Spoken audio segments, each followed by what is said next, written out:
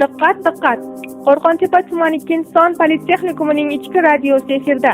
Hurmatli ustozlar va aziz o'quvchilar, sizlarga politexnikumimiz hududida amalga oshirilayotgan yangicha va foydali tashabbuslar haqida so'zlab bermoqchimiz.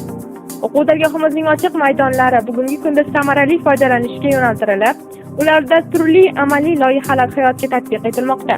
Jumladan, asalarichilik faoliyati yo'lga qo'yildi.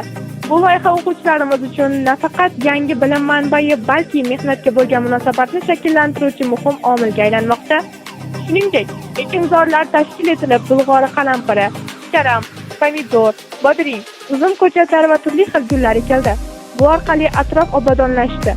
O'quvchilar esa qishloq xo'jaligi va tabiatga bo'lgan qiziqishlarini real amaliyot orqali boyitishmoqda. Bunday tashabbuslar politexnikumimizda bilim va tajribaning uyg'unlashuvi, o'quvchilarni faol tashabbuskor va mehnatsevar etib tarbiyalash yo'lida muhim qadamlardir. Qo'rg'ontepa tumani Ikkinchi politexnikumi bilim, amaliyot va kelajakka ishonch bilan qadam tashlayotgan yoshlar maskanidir.